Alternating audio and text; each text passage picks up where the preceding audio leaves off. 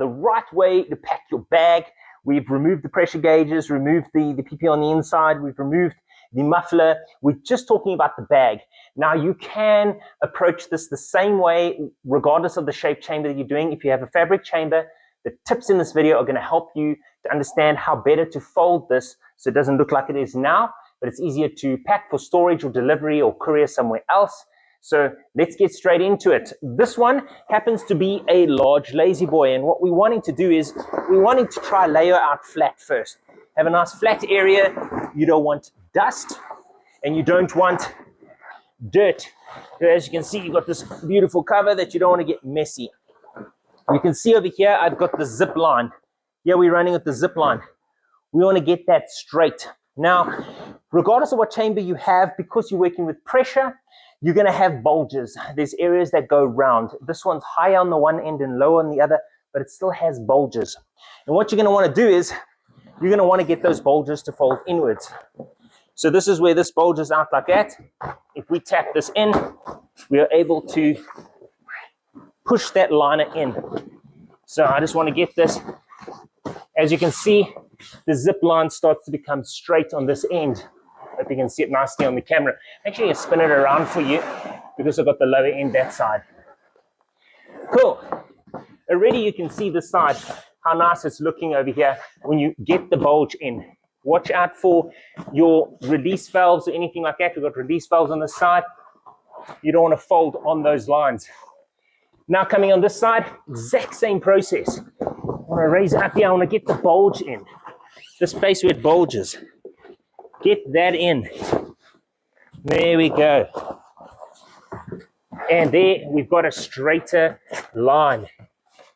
The straight line where the zip is. We don't want to close the zip. Reason being is, if things are pressed and uncompressed, you want the air to blow in and out easily. And as you can see, I don't really need to do anything on the front here. It's already got quite a nice flattish nose, just with the way that I folded it in there. There's nothing wrong with pulling it up the zip a little bit. So just make sure you leave a lot of it open. Like here, I'm going to leave it just so it can breathe nicely. Leave a nice gap open so she can breathe. Cool. Those are in nicely. I'm happy about that. There's my gauges, my release gauges, auto release. Solid 2's got dual release gauges here that can be controlled on the inside as well. Very cool. Cool. On this particular model, there's a bulge at the back as well that I like to just push in. I'm just going to push her in. So if I can spin her around again to show you what I'm doing here.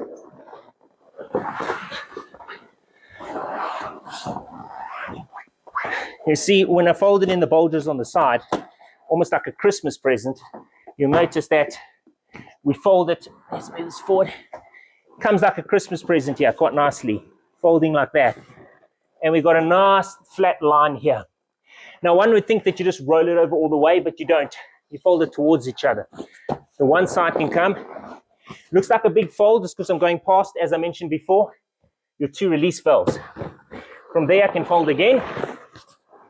Get your air out nice and easy. And then this side towards you. Do you see how much smaller she's getting? Tuck her in. And there we go.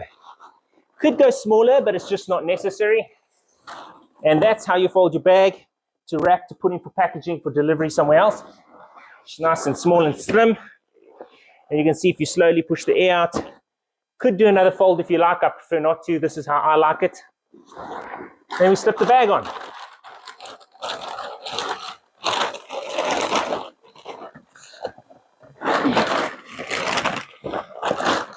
It's always nice to wrap anything that's for delivery.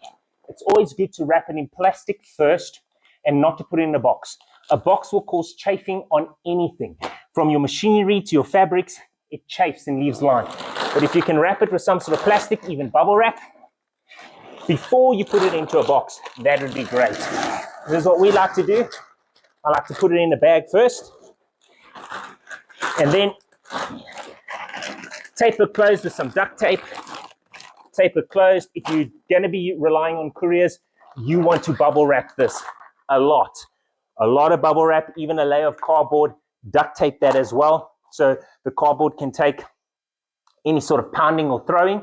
The bubble wrap will secure any sort of pressures. And then, as mentioned before, the plastic is going to stop any sort of chafing on it. She's ready for delivery.